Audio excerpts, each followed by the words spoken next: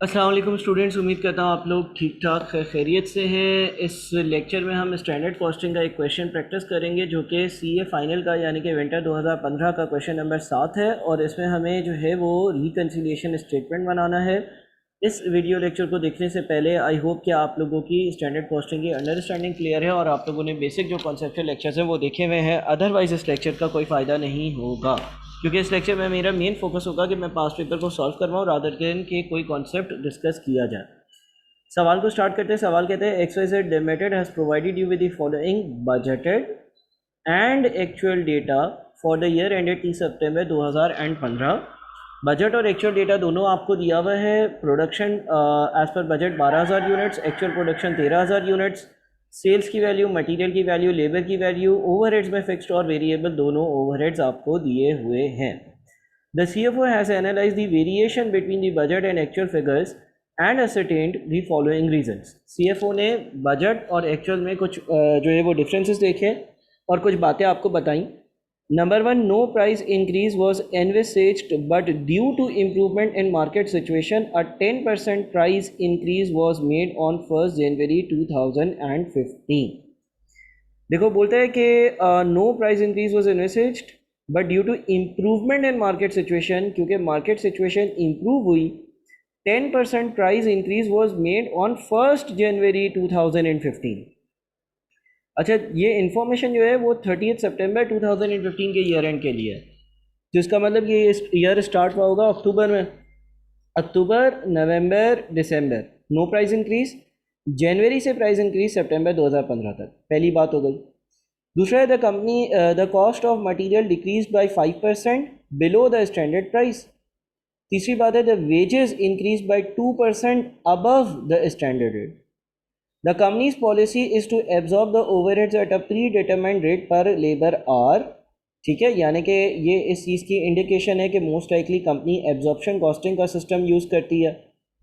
Prepare a statement reconciling the budgeted profit, prepare a statement reconciling the budgeted profit and the actual profit for the purpose thereof, calculate all possible and relevant variances for sales, material, labor and overheads। यानी कि आपको जो main काम करना है वो ये है कि आपका बजटेड और एक्चुअल प्रॉफिट जो है उसको आपने रिकनसाइल कर देना। अच्छा, सबसे पहले हम बात कर लेते हैं अपने बजटेड नेट प्रॉफिट की, बजटेड प्रॉफिट की, कि हमारा आखिर बजटेड प्रॉफिट क्या होगा। और मैं सारी वर्किंग्स इन थाउजेंड्स अगर करता हूँ और आपको मैं बजटेड प्रॉफिट कैलकुलेट कर देता हूँ, तो बजटेड प्रॉफिट जो होगा आपका, अल्लाह भला करे, बजटेड प्रॉफिट लिखते हैं हम। और अगर इन थाउजेंड सारी वर्किंग करते हैं तो हमारे पास बजट पड़ा हुआ है। हमारे पास जो बजट पड़ा हुआ है उसमें 36,000 इतने का हमारा जो है वो सेल्स रेवेन्यू है। ठीक है ना। इसमें से आपने माइनस कर देनी है सारी की सारी कॉस्ट, यानी कि 21,600 की कॉस्ट। उसके बाद आपने माइनस कर देनी है 5,760 की कॉस्ट। उसके बाद आपने माइनस कर देनी है 3 मिलियन की कॉस्ट। उसके बाद आपने माइनस कर देनी है 3,240,000 की कॉस्ट, यानी कि आपका बजटेड प्रॉफिट कोई 2400 आना चाहिए, 2400,000 या 2.4 मिलियन। सही है जनाब। आपने इसको रिकनसाइल करना है किसके साथ? आपने इसको रिकनसाइल करना है अपने एक्चुअल प्रॉफिट के साथ यूजिंग वेरिएंसेस। जो आपका एक्चुअल प्रॉफिट है, जो आपका एक्चुअल प्रॉफिट है सर, वो एक्चुअल प्रॉफिट कैसे आएगा बेटा? एक्चुअल प्रॉफिट पे सबसे पहले सेल्स रेवेन्यू देखो 40300, इसमें से आप माइनस कर दो कितना, 23210। ठीक है, 23210, यानी कि मटेरियल का खर्चा, इसमें से मज़ीद माइनस कर दो लेबर का खर्चा, यानी कि 6365। सही है भाई। इसमें से फर्दर आप माइनस कर दो 2800, इसमें से फर्दर आप माइनस कर दो 3549, यानी कि ये आपका एक्चुअल प्रॉफिट आ जाता है कोई 4376। आपने इन दोनों को रिकनसाइल करना है, इन दोनों के बीच में जो डिफरेंसेस हैं उनको रिकनसाइल करना है, इन दोनों प्रॉफिट्स को मैच करना है। बीच में बहुत सारी रीजंस हो सकती हैं, उन रीजंस को आपने मेंशन करना है। अच्छा, जब रिकन्सिलिएशन के लिए जाएंगे तो एक हमारे पास जो वेरिएंस हो सकता है वो है सेल्स का प्राइस वेरिएंस। तो हम अपने सेल्स प्राइस वेरिएंस की सबसे पहले बात करते हैं। सेल्स प्राइस वेरिएंस कैसे कैलकुलेट होता है? आम हालात में हम जो है वो ये देखते हैं कि एक्चुअल क्वांटिटी कितने की बिकनी चाहिए थी और एक्चुअल क्वांटिटी कितने की बिकी, और फिर उन दोनों का जो है वो हम रेलेवेंट डिफरेंस ले लेते हैं। ठीक है भाई। अच्छा जी, तो मैं सबसे पहले जो है आप लोगों के सामने जो वेरिएंसेस कैलकुलेट करूंगा ना, वो अपने सेल्स के वेरिएंसेस करूंगा। सेल्स के वेरिएंसेस में हमारे पास एक सेल्स का प्राइस वेरिएंस होगा, एक हमारा सेल्स का वॉल्यूम प्रॉफिट वेरिएंस होगा। सेल्स प्राइस वेरिएंस हमारे पास एक्चुअल यूनिट्स या एक्चुअल सेल्स यूनिट्स इनटू और ब्रैकेट में actual selling price minus standard selling price से आता है। सेल्स का जो वॉल्यूम वेरिएंस है उसके लिए मैं स्टैंडर्ड प्रॉफिट क्योंकि एब्जॉर्प्शन कॉस्टिंग है और बीच में मैं डिफरेंस जो है वो ले लेता हूँ अपने एक्चुअल यूनिट्स और स्टैंडर्ड या बजटेड यूनिट्स का डिफरेंस, इस तरह से लेकर आता हूँ। ठीक है, आई होप कि ये बात आप लोगों को क्लियर हो रही है कि ये फॉर्मूले क्या है। अच्छा जी, अब हम ये देखते हैं कि भाई हमारे पास जो एक्चुअल सेलिंग प्राइस है, यानी कि एक्चुअली एक यूनिट कितने का बेचा है हमने, एक्चुअल सेलिंग प्राइस यहाँ लिख देता हूँ, स्टैंडर्ड सेलिंग प्राइस उसके नीचे लिख देता हूँ। देखो जो हमारी एक्चुअल सेलिंग प्राइस होगी वो कैसे आएगी, 403000 डिवाइडेड बाई 13,000, क्योंकि एक्चुअली आपने 13,000 यूनिट बेचे यानी कि 3100 हो गया। और आपकी जो बजटेड सेलिंग प्राइस है, जो आपकी बजटेड सेलिंग प्राइस है वो कैसी होगी, 36000000 डिवाइडेड बाई 12,000। ठीक है, तो सबसे पहले सेल्स का प्राइस वेरिएंस एक्चुअल यूनिट्स मैंने 13,000 बेचे हैं, एक्चुअल यूनिट्स मैंने 13,000 बेचे हैं। एक्चुअल सेलिंग प्राइस यानी कि बेचा एक यूनिट 3100 पर है, माइनस स्टैंडर्ड सेलिंग प्राइस, सोचा था कि एक यूनिट 3,000 का बिकेगा, यानी कि हर यूनिट 100 रुपये महंगा बेचा है और 13,000 यूनिट्स मैंने बेचे हैं, तो मेरे पास जो सेल्स का प्राइस वेरिएंस आ जाता है वो सेल्स का प्राइस वेरिएंस 1.3 मिलियन है। ठीक है, 1.3 मिलियन का सेल्स का प्राइस वेरिएंस आ रहा है। अच्छा, ये वर्किंग्स इन थाउजेंड्स थी, इसको अगर थाउजेंड्स लिखते तो 1300 लिखते। सेल्स का वॉल्यूम प्रॉफिट वेरिएंस निकालने के लिए हमें जो है वो स्टैंडर्ड प्रॉफिट पर यूनिट की ज़रूरत होती है। हम स्टैंडर्ड प्रॉफिट पर यूनिट के हिसाब से काम करते हैं। तो हमारा जो स्टैंडर्ड प्रॉफिट पर यूनिट है, एज़ पर स्टैंडर्ड्स एक यूनिट का जो प्रॉफिट होना चाहिए वो हमें देखना पड़ेगा। और हमारा स्टैंडर्ड प्रॉफिट पर यूनिट निकालने के लिए हमें क्या करना पड़ेगा, ये जो आपका स्टैंडर्ड प्रॉफिट आ रहा है, ठीक है, इसको हमें 12,000 से डिवाइड करना पड़ेगा। अच्छा, 12 से डिवाइड कर देता हूँ क्योंकि ऊपर वाली वैल्यू भी जो है ना वो इन थाउजेंड्स है, तो नीचे वाली वैल्यू भी इन थाउजेंड्स ही होनी चाहिए, यानी कि स्टैंडर्ड प्रॉफिट आ रहा है 200 पर यूनिट का। तो आपके पास सेल्स का जो वॉल्यूम वेरिएंस होगा वो हो जाएगा standard profit multiplied by actual units हमारे 13,000 माइनस स्टैंडर्ड यूनिट्स या बजटेड यूनिट्स यानी कि 12,000। ठीक है ना। तो जनाब ये आपका सेकंड वेरिएंस आ गया। सेकंड वेरिएंस आपका जो आ गया ये भी हमने निकालना सीखा हुआ है और ये आ रहा है आपका 200,000। ठीक है ना, 200,000 और ये दो वेरिएंसेस हमारे सेल्स के आ गए। इसको मैं बॉक्स में डाल देता हूँ। डन हो गया भाई, ये पहला काम हो गया। अच्छा जी, उसके बाद हम आ जाते हैं अपने मटेरियल पर। अच्छा, मटेरियल के क्या वेरिएंसेस होते हैं। मटेरियल का एक हमारा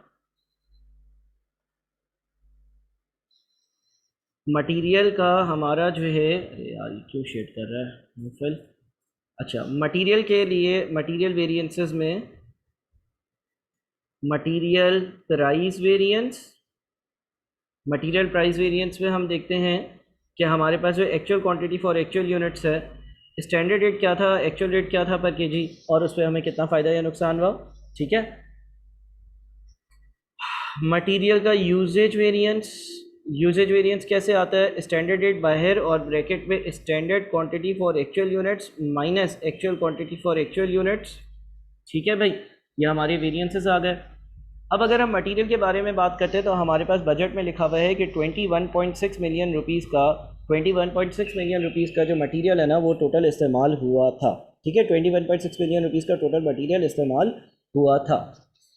एक्चुअल में लिखा हुआ है 23.210000 का मटेरियल। अच्छा, द कॉस्ट ऑफ, यहाँ पे देखो, the cost of material decreased bye 5% below the standard price. उसे ये लिख दिया कि जो मटेरियल की कॉस्ट थी वो स्टैंडर्ड प्राइस यानी कि जो आपने प्राइस सोची हुई थी उससे जो है वो 5% कम थी।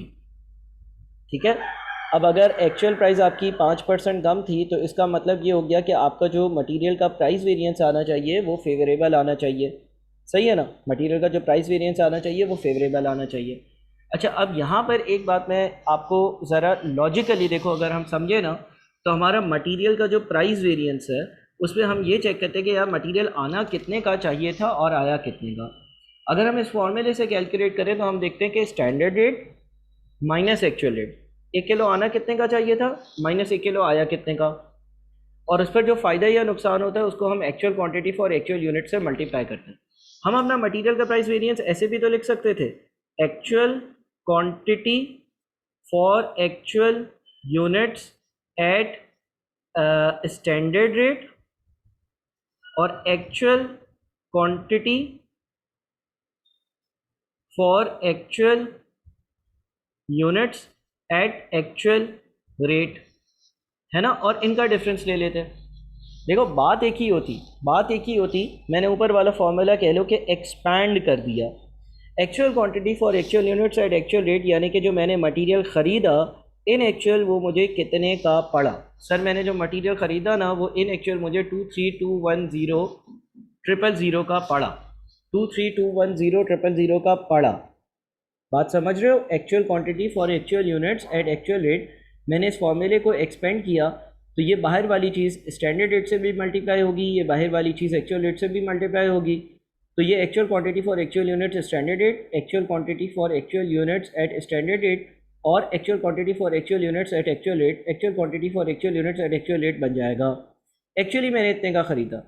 अच्छा, इतनी ही क्वांटिटी इतने ही फिनिश गुड्स के यूनिट्स के लिए अगर मैं स्टैंडर्ड रेट पे ख़रीदता तो कितने की आती।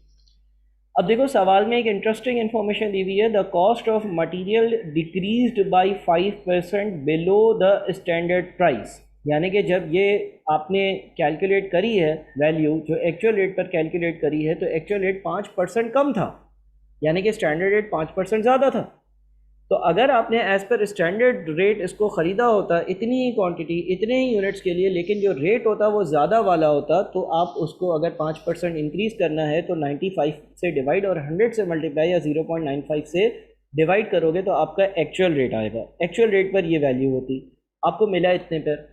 जितने मेरे रजिस्टर्ड स्टूडेंट्स हो उनको ये एक्सेल की शीट चाहिए तो वो मुझे सिर्फ और सिर्फ व्हाट्सएप करें, मैं आप लोगों को आपके जो रजिस्टर्ड या इनरोल्ड स्टूडेंट्स का ग्रुप है उस पर शीट भेज दूंगा। Actual quantity for actual units at actual rate ये था। Actual quantity for actual units at standard rate निकालने के लिए मैंने इसको 0.95 से डिवाइड किया। तो मेरा जो प्राइस का वेरिएंस है ना, हमने सोचा था कि स्टैंडर्ड रेट के हिसाब से इतने रुपए का आना चाहिए और इतने रुपए का आया, यानी कि ये जो डिफरेंस आ रहा है कोई 1221578, इतना जो है ना हमने कम पे किया, या हमारे ये वेरिएंस जो है वो कह लो कि फेवरेबल है। सही है ना। 0.95 से डिवाइड करने की लॉजिक ये थी कि मैंने इसको ग्रॉस अप किया, मैंने ये देखा कि यार अगर डिस्काउंट नहीं मिलता तो किस रेट पर मिलता। आप 0.95 से डिवाइड भी कर सकते हो या 95 से डिवाइड और 100 से मल्टीप्लाई भी कर सकते हो। इसको मैं एक इस छोटी सी एग्जांपल से भी समझा दूं कि यार 100 रुपये की चीज़ है, अगर वो अब 5 रुपये सस्ती आ रही तो अब कितने की मिलेगी, 95 की, है ना। अब अगर मैं ये छुपा दूँ तुमसे, बोलूँ ये 95 जो है वो 5 रुपये सस्ता वाला है, तो ओरिजिनल वैल्यू क्या होगी, तो आप इसको 0.95 से डिवाइड करो तो ओरिजिनल वैल्यू यानी कि 100 पर आप पहुंच जाओगे। ठीक है। अगर किसी चीज़ पे 5% डिस्काउंट लेना होता है, उसके बाद वाली अमाउंट आई हुई हो तो उस बाद वाली अमाउंट को 95 से डिवाइड करोगे और 100 से मल्टीप्लाई करोगे या 0.95 से डिवाइड करोगे तो ओरिजिनल वैल्यू पर आ जाओगे। अगेन ऑब्वियसली ये एक सी फाइनल का क्वेश्चन है तो थोड़ा सा मुश्किल है, थोड़ा सा कॉन्सेप्चुअल है और थोड़ा सा आप लोगों को समझने में शायद थोड़ा सा टाइम लगे, लेकिन हो जाएगा। फिर हम बात करते हैं मटेरियल के यूजेज वेरिएंस की। अगेन मटेरियल यूजेज वेरिएंस मैं एक्सपेंड कर देता हूँ। देखो मेरा जो मटेरियल का यूजेज वेरिएंस होगा उसमें आप अगर ब्रैकेट को एक्सपेंड करते हो आप देखते क्या हो कि कितना इस्तेमाल होना चाहिए और कितना इस्तेमाल हुआ एट स्टैंडर्ड रेट। तो इफेक्टिवली आपके पास जो है वो standard quantity for actual units at standard rate और एक्चुअल क्वांटिटी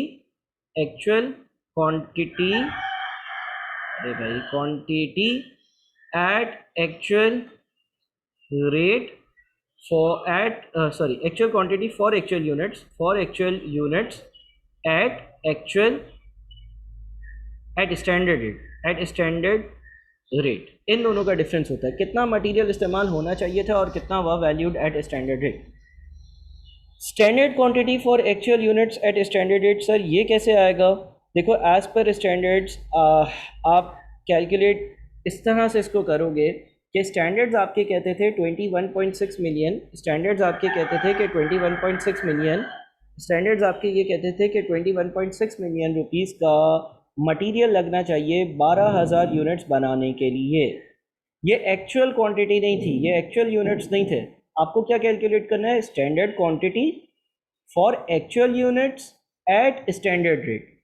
21.6 मिलियन आपकी जो है वो स्टैंडर्ड क्वांटिटी थी फॉर स्टैंडर्ड यूनिट्स, यानी कि 12,000 यूनिट्स के लिए ये लगना चाहिए eight standard rate.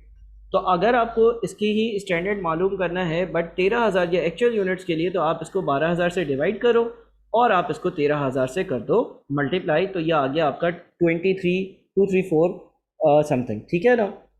Actual quantity for actual unit standard rate ये आप ऊपर कंप्यूट कर चुके हो, actual quantity for actual units at standard rate. तो जनाब आपको फ़ायदा या नुकसान कितने का हुआ, आप इन दोनों का डिफरेंस निकालो, आप इन दोनों का डिफरेंस निकालो। इतना लगना चाहिए था, इतना लगा, तो आपको 1031,579 का नुकसान हुआ है, ठीक है, इतना आपको नुकसान हुआ है, नुकसान हुआ है। तो जनाब ये फेवरेबल, ये एडवर्स, ये हमने अब मटेरियल के वेरिएंसेस कर लिए। अगेन मैं कहूँगा कि भाई मुश्किल सवाल है, ज़ाहिर है आपको समझना जो है उसमें एक टाइम लगेगा और आपको ये टाइम इन्वेस्ट करना पड़ेगा, बिकॉज इस सवाल में जो टिपिकल फार्मूले हम यूज़ कर रहे थे वो नहीं कर रहे, उनकी एक्सपेंशन कर कर उनको इस्तेमाल किया जा रहा है लॉजिकली। अगला जो वेरिएंस है, हम अपने लेबर के वेरिएंसेस पर आते हैं। लेबर के दो वेरिएंसेस होते थे, लेबर का rate variance, labour rate variance. Labour rate variance हमारे पास हो जाता था actual hours for actual units into standard rate minus actual rate.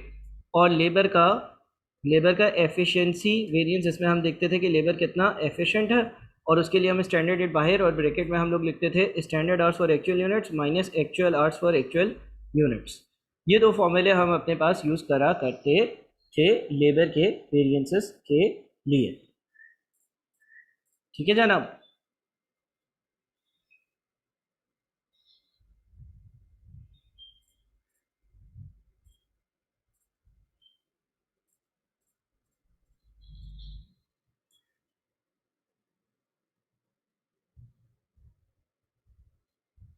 अच्छा जी, तो अब हम आ गए अपने लेबर के वेरिएंसेस पर। लेबर के वेरिएंसेस की बात करें, अगेन इनको हम एक्सपेंड करते हैं। लेबर का जो रेट वेरिएंस है, ठीक है ना, दोनों हमने लिख ली हैं। अब हम लेट से लेबर रेट वेरिएंस को अगर एक्सपेंड करें, लेबर रेट वेरिएंस, तो लेबर रेट वेरिएंस में हम क्या करेंगे? Actual hours for actual units at standard rate, actual hours for actual units at actual rate, ठीक है ना। Actual hours for actual units at standard rate as per standards, अगर actual units के लिए स्टैंडर्ड्स के हिसाब से पेमेंट करी जाती तो कितनी करी जाती, और एक्चुअली जो हमने पेमेंट करी है एक्चुअल रेट के हिसाब से वो कितनी करी है। तो actual hours for actual units at actual rate, यानी कि एक्चुअली जो मेरे जेब से पैसा गया है, जो मैंने यूनिट्स बनाए हैं उनके लिए, वो तो 63,650,000 गया है, ठीक है। अच्छा, actual hours for actual units, hours actual वाले हो, यूनिट्स एक्चुअल वाले हो, लेकिन रेट स्टैंडर्ड वाला हो, इसको कैसे कंप्यूट करेंगे? देखो सवाल में लिखा हुआ है the wages increase by 2% above the standard rate, यानी कि वेजेस 2% ज़्यादा थी।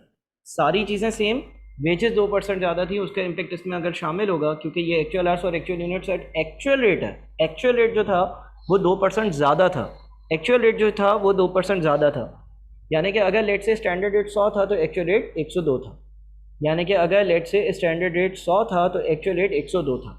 तो इसका रेट कम करने के लिए 102 से डिवाइड किया, 102 से डिवाइड किया और 100 से मल्टीप्लाई किया, तो 2% का इम्पैक्ट रिवर्स हो गया। यानी कि जो एक्चुअल रेट स्टैंडर्ड रेट से 2% ज़्यादा था वो नहीं होता और actual hours for actual units लगते, तो क्या खर्चा होता? 6240196 तकरीबन बन रहा है, ठीक है ना। अब हम इन दोनों का डिफरेंस देख लेते हैं। इन दोनों का अगर हम डिफरेंस देखेंगे, इन दोनों का डिफरेंस जो है वो हमारे पास जो हमारे actual hours for actual units at standard rate है और actual hours for actual units at actual rate है, यानी कि हम जो है हमारा जो डिफरेंस आ रहा है, अगर हम इनको इन थाउजेंड्स लिख दें ज़्यादा आसानी हो जाएगी। अगर हम इनको इन थाउजेंड्स जो है वो लिख देते हैं, इन थाउजेंड्स अगर हम इसको लिखते हैं तो हम इसको 1000 से डिवाइड कर देंगे। 1000 से डिवाइड करते हैं तो ये तकरीबन 124.8 का हमारा लेबर का रेट का वेरिएंस आ रहा है इन थाउजेंड, सही है ना। और अगर इन थाउजेंड्स ना लिखो तो इतना आ रहा है, मैं इसको ज़रा कॉमा डालकर और इसको जो है वो क्या कहते हैं 124.80, ये हमारा लेबर का रेट वेरिएंस है। देखो मैंने फॉर्मूले को एक्सपैंड किया, जो इन्फॉर्मेशन अवेलेबल है उस हिसाब से एक्सपैंड किया। अच्छा जी, उसके बाद हमारे पास लेबर का एफिशिएंसी वेरिएंस आता है। अगेन उसको भी हम एक्सपेंड करेंगे तो standard rate for standard hours for actual units at standard rate आएगा और actual hours for actual units at standard rate आएगा। यानी कि जो रेट है जो पर आवर रेट है वो हमने स्टैंडर्ड ही रखा, लेकिन हमने देखा कि कितने घंटे लगने चाहिए थे और कितने घंटे लगे हैं, कितने घंटे लगने चाहिए थे और कितने घंटे लगे हैं। अच्छा, actual hours for actual units at standard rate, actual hours for actual units at standard rate, ये हमने यहाँ पर कैलकुलेट किया हुआ है। Standard hours for actual units at standard rate, standard hours for actual units at standard rate calculate करने के लिए देखो हमारे पास ये लेबर की जो कॉस्ट कैलकुलेट हुई है 5760,000 की जो कॉस्ट कैलकुलेट हुई है, ये 12,000 यूनिट्स के लिए कैलकुलेट हुई है। इसको अगर 13,000 यूनिट्स के लिए कैलकुलेट करना हो तो 5760,000, क्योंकि ये जो है हमारी स्टैंडर्ड आवर्स स्टैंडर्ड रेट पर कैलकुलेट हुई कॉस्ट है फॉर स्टैंडर्ड यूनिट्स। इसको एक्चुअल यूनिट्स पे लेकर जाने के लिए 12,000 से डिवाइड और 13,000 से मल्टीप्लाई। अगेन हम डिफरेंस देखते हैं तो हमारा वेरिएंस 196 का आ रहा है। ठीक है भाई, आपका जो डिफरेंस आ रहा है वो 196 का आ रहा है। अगर इसको आप थाउजेंड्स में कन्वर्ट करोगे तो आप इसको 1000 से डिवाइड कर सकते हो। मैं 1000 से डिवाइड कर भी दिखा देता हूँ, फिर मैं रिवर्स कर दूंगा। अगर मैं 1000 से डिवाइड करता हूँ तो तकरीबन आप कह लो कि 0.20 का वेरिएंस आ रहा है। बहरहाल हम 1000 से डिवाइड नहीं करते, 196.08 का वेरिएंस रहने देते हैं। अच्छा जी, तो अगेन मैं रिपीट करता रहूँ कि ये एक बहुत मुश्किल सवाल है, ऐसा आसान नहीं है जैसा आसान दिख रहा था, और इसमें हमें सारे फॉर्मूले जो है वो एक्सपैंड कर हमें चलना है। तो ये हमने अपने अगले वेरिएंसेस कैलकुलेट किए। जो मेरे इनरोल्ड या रजिस्टर्ड स्टूडेंट्स हो वो ये वाली एक्सेल की फाइल मुझसे आसानी से हासिल कर सकते हो, मुझे सिर्फ और सिर्फ आप मैसेज करना। अब हमारे पास ओवरहेड्स की बारी आती है। तो हमारे पास वेरिएबल ओवरहेड्स हैं, ठीक है ना। वेरिएबल ओवरहेड्स के अगेन दो वेरिएंसेस थे। वेरिएबल ओवरहेड्स का एक हमारे पास क्या कहते हैं एक्सपेंडिचर वेरिएंस था। एक्सपेंडिचर वेरिएंस का जो फॉर्मूला है वो आप लोगों को मालूम होगा। Variable overheads expenditure variance was similar to labour rate variance. इसमें हम देखते थे actual hours for actual units और ब्रैकेट में जो रेट्स आते थे वो स्टैंडर्ड रेट और एक्चुअल रेट का डिफरेंस होता था। इसको भी अगेन हमें यहाँ पर क्या करना पड़ेगा, एक्सपेंड करना पड़ेगा। तो अगर हम वेरिएबल ओवरहेड्स के एक्सपेंडिचर वेरिएंस को देखेंगे तो हमारे पास दो चीज़ें आएंगी। एक आएगा हमारे पास actual hours for actual units at standard rate, ठीक है, और actual hours for actual units at actual rate. Actual hours for actual units at standard rate और actual hours for actual units at actual rate, ठीक है।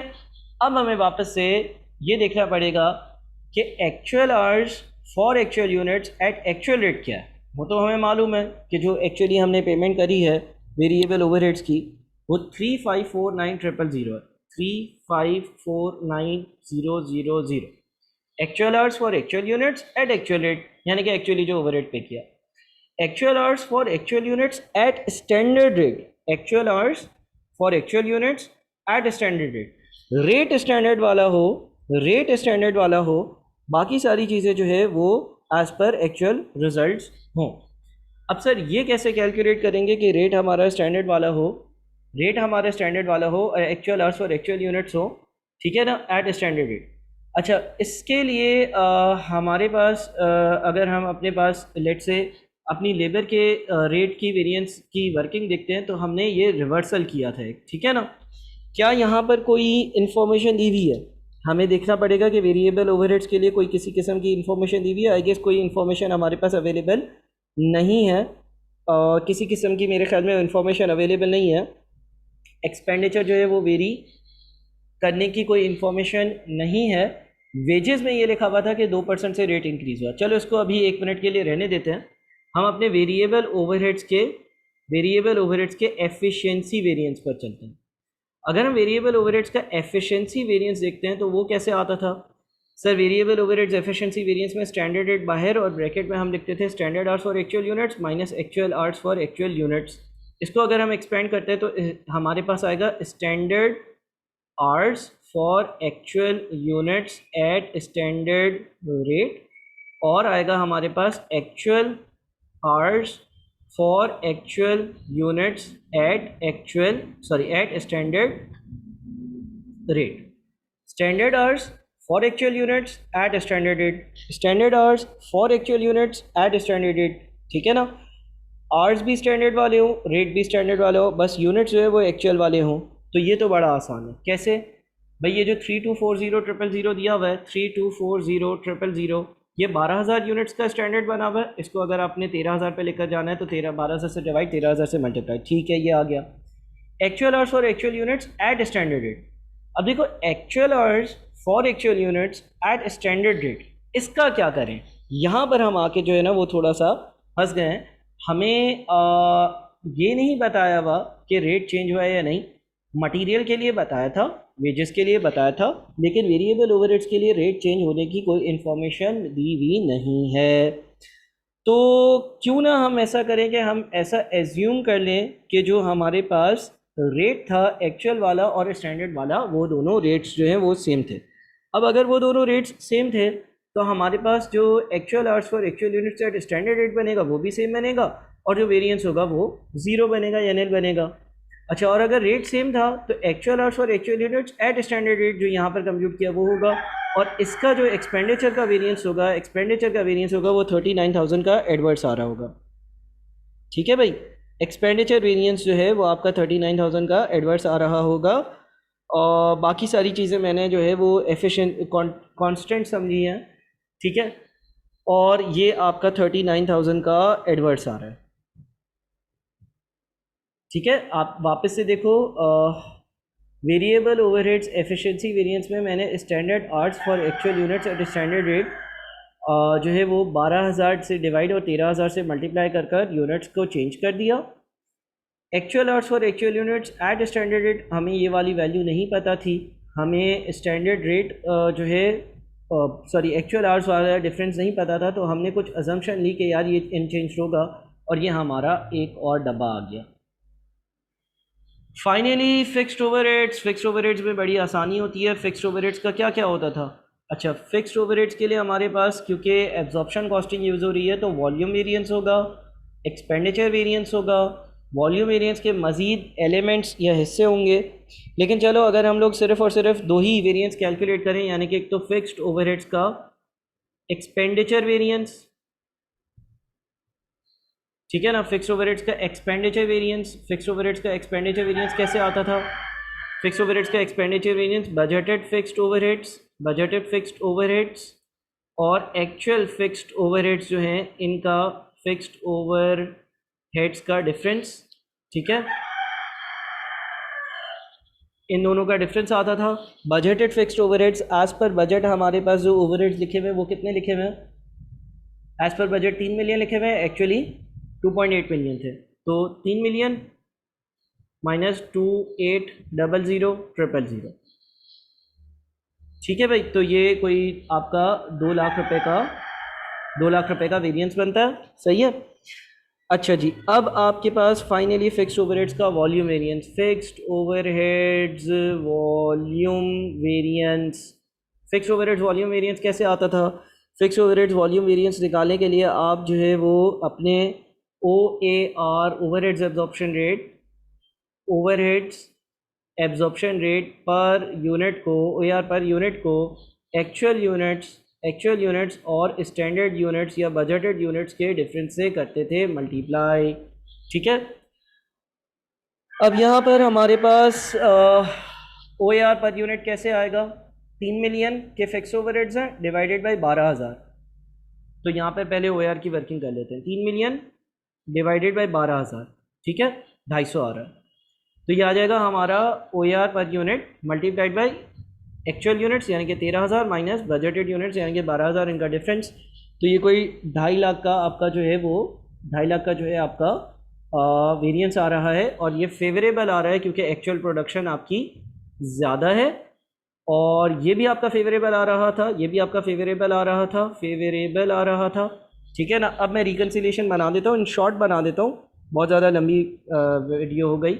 Budgeted profit कहाँ है, ये रहा, ये आपको एक्सेल की लिंक शीट मिल जाएगी, ठीक है ना। Sales volume profit variance, sales price variance, material price variance, material usage variance, labour rate variance, labour efficiency variance, variable overheads expenditure variance, variable overheads efficiency variance, fixed overheads का expenditure variance, fixed overheads का volume variance, सही है ना।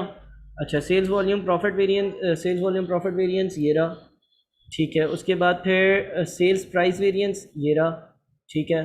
कोई formatting out हो गई, नहीं सही है, चलिए। मटेरियल का प्राइस वेरिएंस ये रहा। अच्छा, मटेरियल का यूजेज वेरिएंस ये रहा। लेबर का रेट वेरिएंस, मैं सारी चीज़ें लिंक कर रहा हूँ, आप लोगों को ये शीट आराम से मिल जाएगी, जितने भी इनरोल्ड स्टूडेंट्स हो, आप लोग मुझे बस सिर्फ बताओगे और ये शीट आप लोगों को आराम से मैं प्रोवाइड कर दूंगा। ये वेरिएबल ओवरहेड्स का वेरिएंस एक, ये दूसरा, ये फिक्स ओवरहेड्स का एक्सपेंडिचर हो गया, और ये आपका अल्लाह भला करे आखिरी हो गया। अच्छा, इसको मैं क्या करता हूँ, 1000 से मल्टीप्लाई कर देता हूँ, ठीक है, ताकि सारी अमाउंट जो है वो इन थाउजेंड्स आ जाए। 4376, हाँ देखा, हमारा जो एक्चुअल रिजल्ट है वो 4376 एक्चुअल प्रॉफिट था, और इन थाउजेंड्स अगर मैं लिख दूँ तो ये 4376,000। तो आई होप कि कुछ सीखने को मिला होगा। ये शीट आप मुझसे ले सकते हैं, बहुत ही मुश्किल सवाल मेरे ख्याल से, मेरे लिहाज से, और आपको इस पर जो है वो दिमाग लगाना पड़ेगा। जितने भी इनरोल्ड स्टूडेंट्स, आप लोगों को अगर कोई क्वेरी हो या शीट चाहिए हो तो आप मुझसे ले सकते हैं। बाकी ये वीडियो आप लोगों को अपलोड होकर मिल जाएगी। बहुत शुक्रिया।